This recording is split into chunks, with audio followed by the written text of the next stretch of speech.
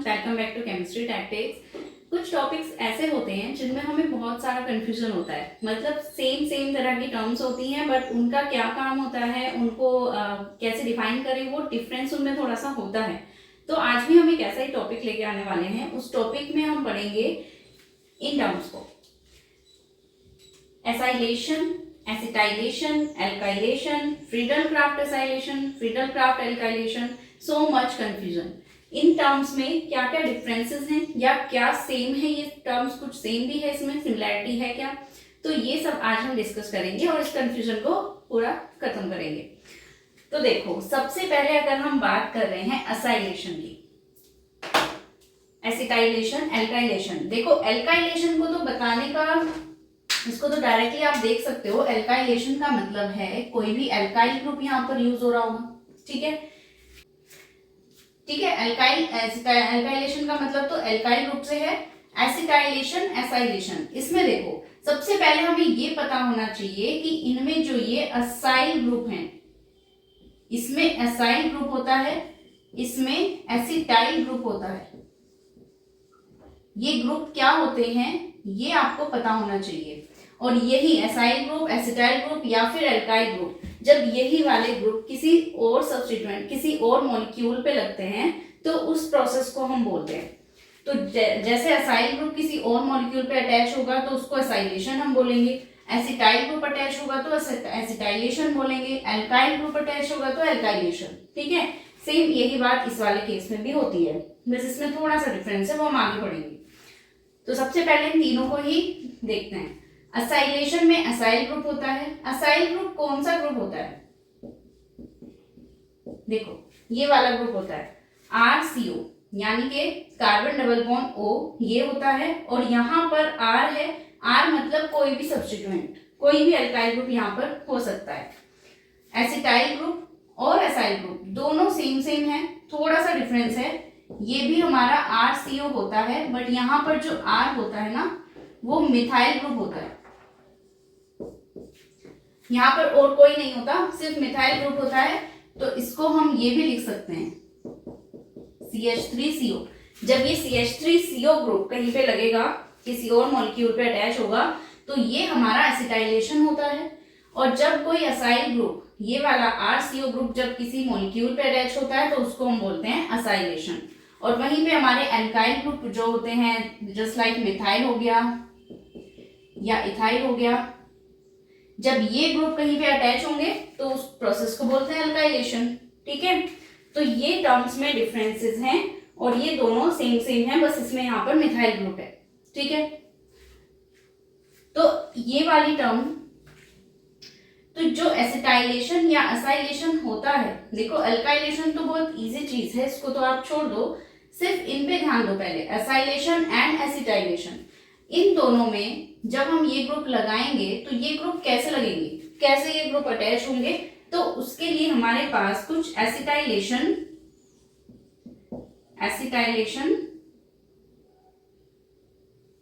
एसिटाइलेटिंग agent,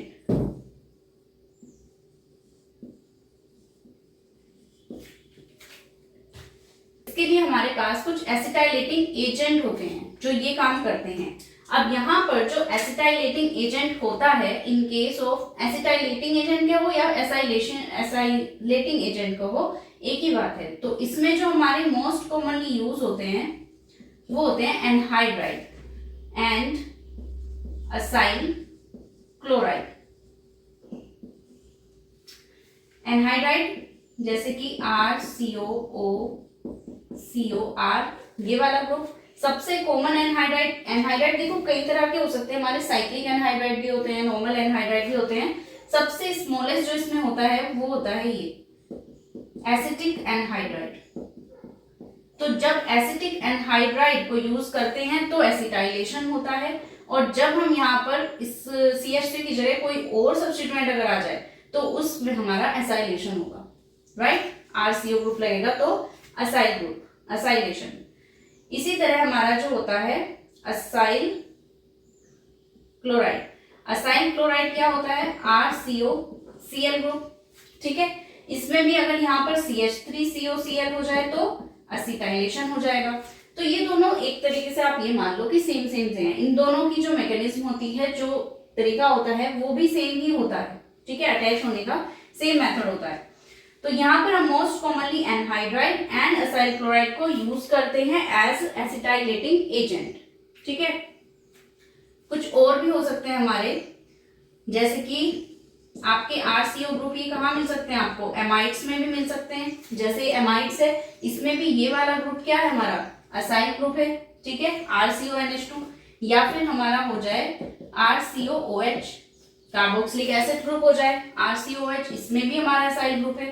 तो जिस reagent में, जिस भी मॉलिक्यूल में हमारे ये RCO group, acyl group attach होते हैं, उनको हम एज अ एसिटाइलेटिंग एजेंट यूज कर सकते हैं, but most commonly anhydride and acyl chloride, okay, ठीक है।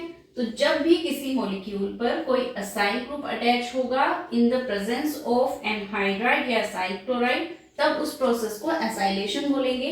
एंड जब किसी मॉलिक्यूल पर एसिटाइल ग्रुप अटैच होगा यूजिंग दीज एसिटाइलेटिंग एजेंट, तब उसको एसिटाइलेशन बोलेंगे, ठीक है। ये चीज थी हमारी इसमें डिफरेंस, या फिर कह लो कि सिमिलर से ही है, ठीक है। तो अब इन वाले एसाइलेशन एंड एसिटाइलेशन की एक मैकेनिज्म होती है, उस मैकेनिज्म को हम एक बार देखते हैं कि किस तरीके से ये एनहाइड्राइड यूज होता है एसिटाइलेशन या एसाइलेशन कराने में, ठीक है। चलो मैकेनिज्म करते हैं इसकी। और ये जो फ्रीडल क्राफ्ट वाला है, इसको हम थोड़ा बाद में पढ़ेंगे। इसमें अगर डिफरेंस बताऊं मैं, तो वैसे ये सेम सेम सा ही है, लेकिन इसमें कुछ डिफरेंस ये है कि ये एरोमेटिक रिंग के लिए होता है। इसमें तो हमारा एसाइलेशन या एसिटाइलेशन किसी भी मॉलिक्यूल पे हो सकता है, लेकिन जो यहाँ पर एसाइलेशन और अल्काइलेशन ये हो रहा है, ये सिर्फ एरोमेटिक रिंग पर ही होगा, ठीक है। सिर्फ एरोमेटिक रिंग पर ही जब अटैचमेंट होगा किसी एसाइल ग्रुप का, अल्काइल ग्रुप का या एसिटाइल ग्रुप का, तो उस प्रोसेस को हम फ्रीडल क्राफ्ट बोलते हैं, ठीक है। फ्रीडल क्राफ्ट रिएक्शंस वो होती हैं। और साथ में इसमें हम लुईस एसिड भी यूज करते हैं, इसमें लुईस एसिड भी यूज होता है, जैसे कि AlCl3, और भी होते हैं, आगे डिस्कस करेंगे, ठीक है। एरोमेटिक रिंग में होगा एक तो, और लुईस एसिड होगा इसमें साथ में। अब जो ये एसाइलेशन या एसिटाइलेशन होते हैं, क्या इनमें भी एसिड की प्रेजेंस हो सकती है? क्या यहाँ पर भी हम, या हम सिर्फ एसिटाइलेटिंग एजेंट यूज करें और उसी से हो जाएगा? तो देखो, अगर ये हम यूज कर रहे हैं, तो ये हमारा पूरा प्रोसेस कर रहे हैं, पूरे प्रोसेस को कर रहे हैं एसाइलेशन और एसिटाइलेशन के। बट अगर हम एसिड यूज कर लेते हैं, तो एसिड से क्या होता है, रिएक्शन फास्ट हो जाती है थोड़ी सी, ठीक है। ये रिएक्शन के रेट को थोड़ा सा फास्ट कर देते हैं, तो इसलिए यहाँ पर अगर एसिड भी यूज कर रहे हैं हम, तो भी ये रिएक्शन होगी, और नहीं कर रहे तो भी होगी, बट एसिड की प्रेजेंस में थोड़ी फास्ट हो जाएगी, तो हम यहाँ पर भी एसिड यूज करते हैं, ठीक है। तो इसकी अगर हम पूरी मैकेनिज्म की बात करें, तो उसमें हम एसिड यूज करके ही करेंगे। देखते हैं क्या क्या पार्ट्स होते हैं हमारी मैकेनिज्म के।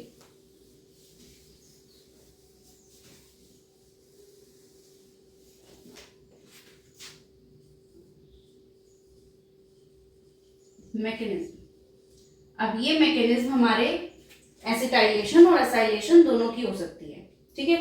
कॉमनली हम इसको यूज करते हैं। तो इसमें स्टेप फर्स्ट अगर हम बात करते हैं, 3 स्टेप में होती है रिएक्शन। फर्स्ट स्टेप होता है प्रोटोनेशन ऑफ,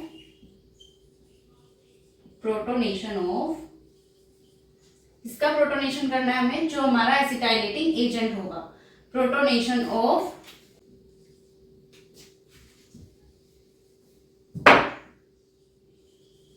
एसिटाइल ग्रुप। अब ये एसिटाइल ग्रुप हमारा किसी भी एसिटाइलेटिंग एजेंट में हो सकता है, जो हमने पहले पढ़े, एनहाइड्राइड में हो, एसाइल क्लोराइड में हो, कार्बोक्सिलिक में हो, या फिर आपका एमाइड्स में हो। तो ये जो एसिटाइल ग्रुप है जिसमें प्रेजेंट हो सकता है, तो उसके हमें प्रोटोनेशन करनी है first step, by using acids. Lewis acid भी हो सकते हैं, नॉर्मल एसिड भी कर सकते हैं, बाय यूजिंग एसिड्स। हमें मेन बात है कि H+ चाहिए, ठीक है। अब इसका क्या काम होता है वो जरा देखते हैं। यह है हमारा एनहाइड्राइड, ठीक है। इस एनहाइड्राइड को हमें क्या कराना है, इसमें एसिटाइल ग्रुप है, ये वाला जो ग्रुप है ये एसिटाइल ग्रुप है CO, और यहाँ पर कोई भी R मान लो है, R करके कर लो चलो इसको, ठीक है ना। अगर यहाँ R की जगह CH3 होता तो एसिटाइलेशन हो जाता, अभी ये एसाइलेशन का हम पूरा मैकेनिज्म कर रहे हैं, ठीक है। तो हमारा यहाँ पर अगर एसिड है H+ तो ये क्या काम करेगा, यहाँ पर देखो जो हमारा एसिटाइल ग्रुप, चाहे इसको कर लो या इसको कर लो क्योंकि सेम ही है, ठीक है। किसी भी एसिटाइल ग्रुप को आप क्या कर सकते हो, प्रोटोनेट कर सकते हो, ठीक है। एसिटाइल ग्रुप और एसाइल ग्रुप दोनों लिख लो, ठीक है। यहाँ पर फिलहाल एसाइल ग्रुप को हम ले रहे हैं, CH3 होता तो एसिटाइल हो जाता, ठीक है। अब यहाँ पर जो ये लोन पेयर है ये एक न्यूक्लियोफाइल हो रहे हैं की तरह वर्क कर रहे हैं, और H+ हमारा इलेक्ट्रोफाइल, रिएक्शन होगी तो ये प्रोटोनेट हो जाएगा।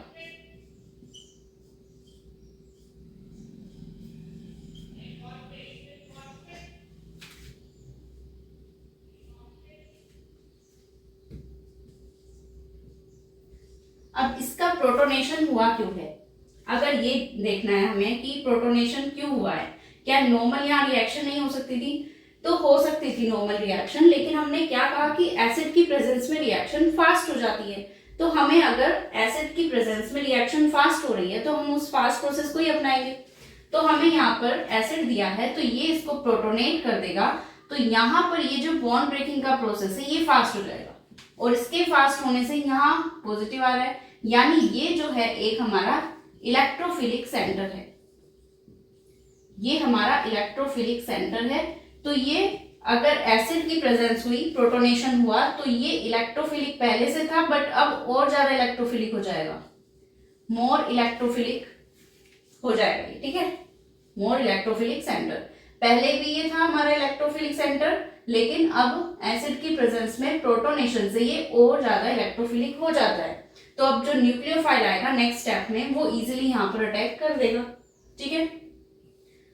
तो सेकेंड स्टेप इसमें होता है attack of nucleophile, attack of nucleophile. अब यहाँ पर न्यूक्लियोफाइल कौन हुआ, क्योंकि हम देखो जो हमारी ये रिएक्शंस होती हैं, जो हमारा ये एसिटाइल या एसाइल ग्रुप लगना है वो किसी मॉलिक्यूल पे लगना है। अब वो मॉलिक्यूल क्या हो सकते हैं, या तो हमारे वो अल्कोहल हो सकते हैं, हमारे अमीन्स हो सकते हैं, फिनोल्स हो सकते हैं, सैलिसिलिक एसिड हो सकता है, कोई भी तरह का मॉलिक्यूल हो सकता है जिसपे अटैच होने। तो वही जो मॉलिक्यूल हम ले रहे हैं वही हमारा यहाँ पर न्यूक्लियोफाइल की तरह वर्क करेगा, attack of nucleophile. For example हम यहाँ पर ले रहे हैं अल्कोहल, ठीक है, हम यहाँ पर अल्कोहल ले रहे हैं, तो ये जो लोन पेयर्स है ना ऑक्सीजन के, ये वाला जो ऑक्सीजन है ये न्यूक्लियोफाइल होगा हमारा, ठीक है। और अब ये रिएक्ट करेगा इस वाली पोजीशन में,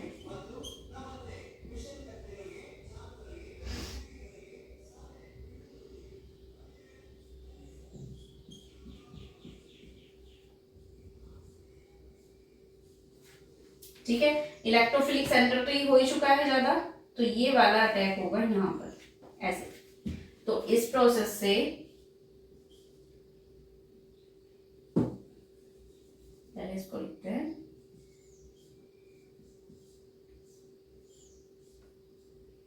जैसे यहाँ पर अटैक हुआ ये बॉन्ड ब्रेक हो गया, तो यहाँ पर ये बन गया OH, ठीक है, R, और ये वाला कार्बन इस पे ये वाला ग्रुप अटैच हो गया ऑक्सीजन, जिससे एक R ऑलरेडी अटैच है, ये इसको आप R1 लिख सकते हो या R',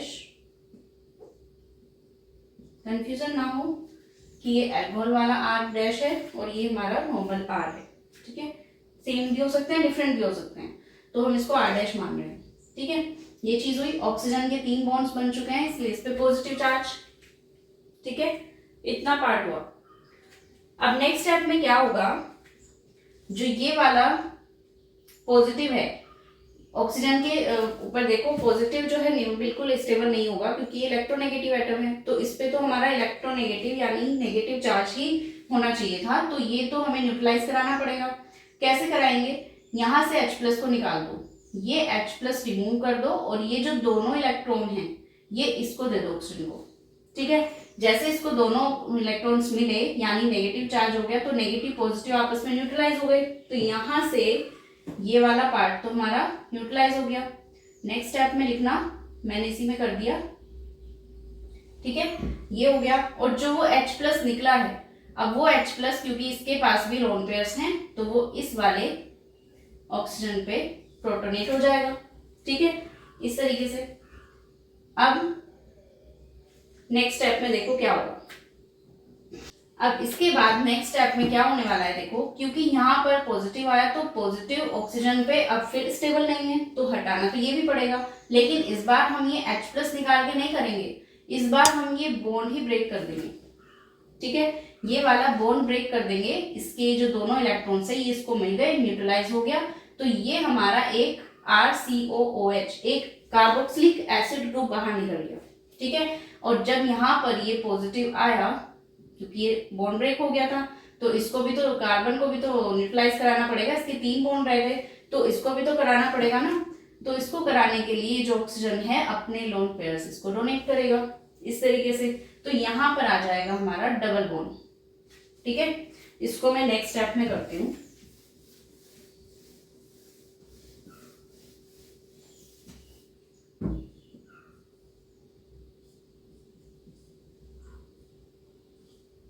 देखो RCOH ग्रुप तो बाहर निकल गया, इसको तो हम कार्बोक्सिलिक एसिड को बाहर करते हैं। यहाँ पे क्या हुआ हमारा, इसको मैं इस साइड से लिखती हूँ R-O, और इस वाले कार्बन पे हमारा एक तो ये डबल बॉन्ड O अटैच था, इस पे पॉजिटिव आ गया, 3 बॉन्ड बन गए, और यहां से एक R अटैच।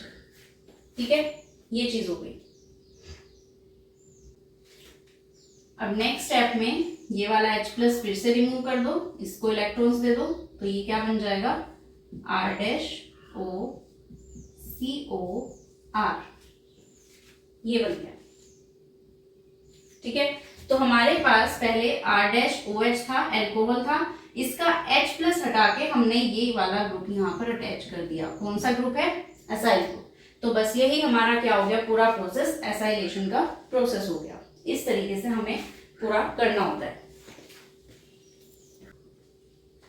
ठीक है, अगर यहाँ पर इस R की जगह CH3 होता तो बस फिर क्या फर्क होता है इसमें, R-OCOCH3, तो इसी को हम एसिटाइलेशन बोल देते। ठीक है, तो ये एसाइलेशन और एसिटाइलेशन दोनों सेम प्रोसेस होते हैं। एनहाइड्राइड से हमने इस तरीके से एसिड के प्रेजेंस में इसको पूरे प्रोसेस को कर दिया। ओके, तो देख रहे हो यहाँ पर अल्कोहल था और अल्कोहल से क्या फॉर्म हुआ है, एस्टर। ठीक है, तो हमारे अल्कोहल से एस्टर फॉर्म होते हैं, तो ये एक एस्टरिफिकेशन रिएक्शन भी है और साथ में हमने एसिड भी यूज किया है। तो जब अल्कोहल प्लस एसिड से एस्टर बनते हैं तो एस्टरिफिकेशन रिएक्शन होती है, तो ये उसी का भी एक एग्जांपल है। ठीक है, एसिटाइलेशन। देखो जैसे हमने अल्कोहल्स लिए हैं, अगर हम सेम यहाँ पर अमीन्स लेते तो भी हो जाता है ये प्रोसेस।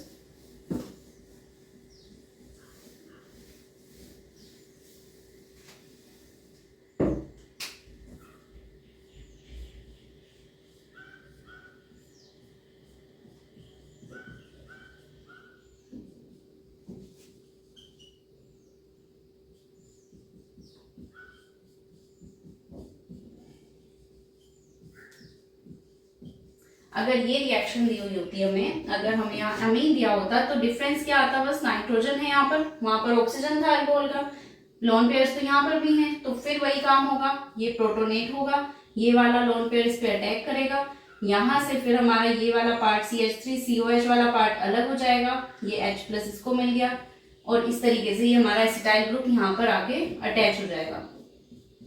तो यहाँ से हमारा ये इस तरीके से एसिटाइलेशन हो जाता है। ठीक है, इसकी जो मैकेनिज्म है वो खुद ट्राई करके देखना, सेम जैसे अल्कोहल में किया है उसी तरीके से होगी, उसी ट्राई करना सब चीजें, जैसे जैसे प्रोटोनेशन किया है, जैसे H प्लस को रिमूव किया है, तो वो सब प्रोसेस। ठीक है, वो ट्राई करके देखना, आपको ठीक से प्रैक्टिस भी हो जाएगी, उसको समझ भी आ जाएगा कि किस तरीके से हम करते हैं। तो ये मैकेनिज्म करने की पूरी जरूरत होती नहीं है, जब पूरी प्रैक्टिस हो जाएगी तो आपको डायरेक्टली पता चल जाएगा कि ये इस तरीके से एसिटाइलेशन होना होता है, वो डायरेक्टली आप वहां पर COCH3 ग्रुप लगा सकते हो। ठीक है, देखो एग्जाम में कभी कभी ऐसा होता है कि जो ये एनहाइड्राइड होता है ना, ये या तो सिंपल एसिटिक एनहाइड्राइड लिख देंगे, या फिर ये स्ट्रक्चर दे देंगे, या फिर कभी कभी होता है हमारा कि ये लिखा हुआ मिलता है AC2O। तो ये भी क्या होता है हमारा, सेम वही एनहाइड्राइड को ही बोल रहे हैं कि बीच में ऑक्सीजन है, एक ग्रुप एसिटाइल ग्रुप इधर है और एक एसिटाइल ग्रुप इधर है। एसिटाइल CO R एसाइल ले लो या एसिटाइल ले लो, ये वाला, इसका मतलब सेम यही, ठीक है। एक और एग्जांपल ले लेते हैं, इसमें इस बार हम एनहाइड्राइड नहीं लेते, एसाइल ले लेते हैं और यहां पर फिनोल ले लेते हैं।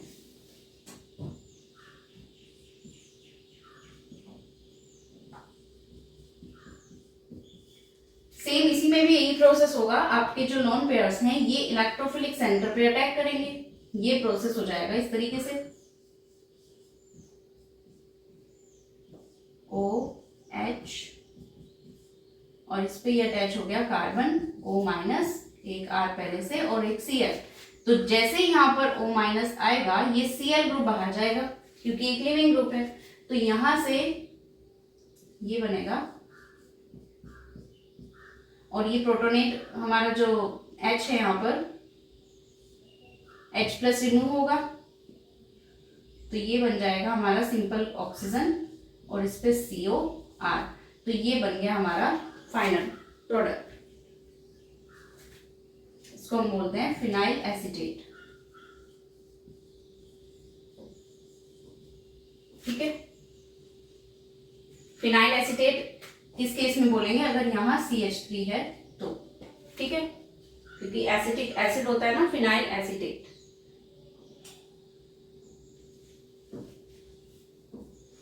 तो ये प्रोसेस होते हैं हमारे एसिटाइलेशन एसाइलेशन के, ठीक है। डिफरेंस समझ आ गया अब क्या होता है, सिमिलैरिटी भी कुछ कुछ समझ आ गई कैसे होता है। आई थिंक थोड़ा सा कंफ्यूजन तो दूर हुआ होगा क्या चीज होती है अब ये। अब हम बात करते हैं फ्रीडल क्राफ्ट की। जो फ्रीडल क्राफ्ट रिएक्शंस होती हैं उसमें क्या होता है, एसिटाइलेशन एल्काइलेशन एसाइलेशन होता तो उसमें भी है, लेकिन उसमें थोड़ा सा डिफरेंस होता है। क्या बताया था वो डिफरेंस, एक तो वहां पर एरोमेटिक रिंग होती है, जो भी होना है सिर्फ एरोमेटिक रिंग पे होना है, वहीं पर वही मॉलिक्यूल जो है उसी पे ही अटैच करने हैं हमें सारे ग्रुप्स, ठीक है। दूसरा प्रेजेंस होती है इसमें लुईस एसिड की। तो हम देखते हैं Friedel craft reactions.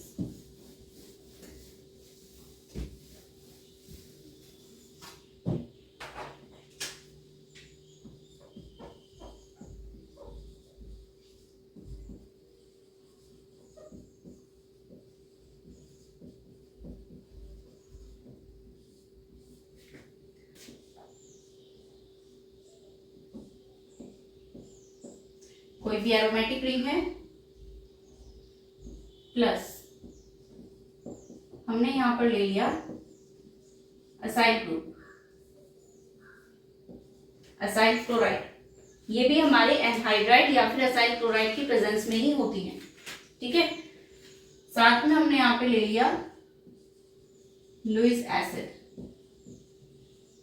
Lewis acid क्या हो सकते हैं हमारे, AlCl3। एक तो इनका ऑक्टेट कंप्लीट नहीं होता, इनके वैसे ही इसमें इलेक्ट्रॉन डेफिशिएंट होते हैं ये, तो इलेक्ट्रॉन पेयर एक्सेप्टर होते हैं ये, इसलिए इनको लुईस एसिड बोलते हैं। या फिर FeCl3 भी हो सकता है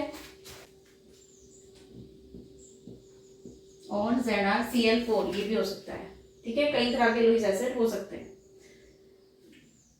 तो वही लुईस एसिड का काम है इस वाले सेंटर को मोर इलेक्ट्रोफिलिक बनाना। तो यहाँ पर क्या होने वाला है, देखो अभी तो इस रिंग पे कोई सब्स्टिट्यूएंट नहीं लगा है, तो इसको तो कहीं पर भी आप एसाइलेशन एल्काइलेशन एसिटाइलेशन करा सकते हो।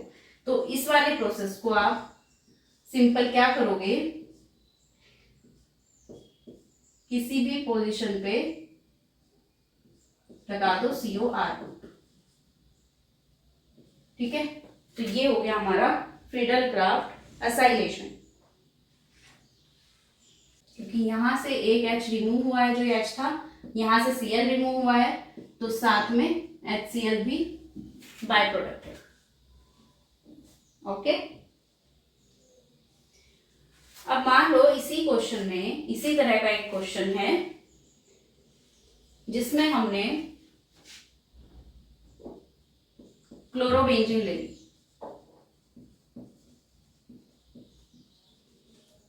क्लोरोबेंजीन अगर हम ले लें तो क्या होने वाला है, देखो बाकी सब सेम चीजें हैं। यहाँ पे इस बार चलो CH3 ले लेते हैं, एसिटाइलेशन भी हो जाएगा। असाइलेशन हमने देख लिया, एसिटाइलेशन इसमें देखते हैं। तो जो हमारा क्लोरोबेंजीन होता है ना, ये हमारा ऑर्थो पैरा डायरेक्टिंग होता है। जो भी हैलाइड्स होते हैं ऑर्थो पैरा डायरेक्टिंग होते हैं। तो जो प्रोडक्ट बनने वाला है वो या तो ऑर्थो पे या फिर पैरा पोजीशन पे बनेगा। तो यहां से Cl के ऑर्थो पे या तो ये COCH3 ग्रुप लगे या फिर इसकी पैरा पोजीशन पे ये ग्रुप लगे।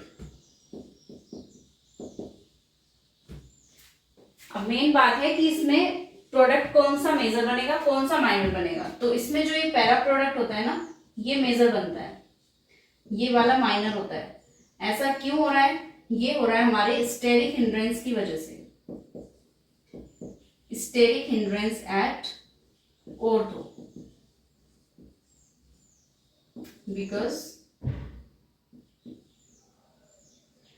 Steric hindrance at ortho. यहां पर देखो इसका Cl का साइज थोड़ा बड़ा होता है और यहाँ पर भी हमारा जो है लोन पेयर्स भी हैं और ये भी बल्कि ग्रुप हो गए दोनों। तो इनके बीच में क्या हो रहा है, एक स्टेरिक हिंड्रेंस हो रही है। तो उस हिंड्रेंस की वजह से यहाँ पर पैरा प्रोडक्ट जो है वो मेजर बनता है। दूसरी बात, माइनस आई इफेक्ट भी होता है हमारे क्लोरीन का, minus I effect of chlorine. तो इसकी वजह से भी हमारा ये मेजर प्रोडक्ट बनेगा पैरा वाला। ठीक है, तो बस ये डिफरेंस होता है। फ्रीडल क्राफ्ट रिएक्शन तो है, लेकिन बस यहाँ पर क्या होता है कि जो आपके सब्स्टिट्यूएंट दिए हुए हैं उनसे हमें डिसाइड करना होता है कि अब कौन सी पोजीशन पे हमारा आकर अटैच होगा, एसाइल या एसिटाइल ग्रुप। ठीक है, तो ये होता है। तो फ्रीडल क्राफ्ट असाइलेशन, एसिटाइलेशन तो हो गया। अब हम बात कर रहे हैं फ्रीडल क्राफ्ट एल्काइलेशन की। एल्काइलेशन में एल्काइल ग्रुप का अटैच होना।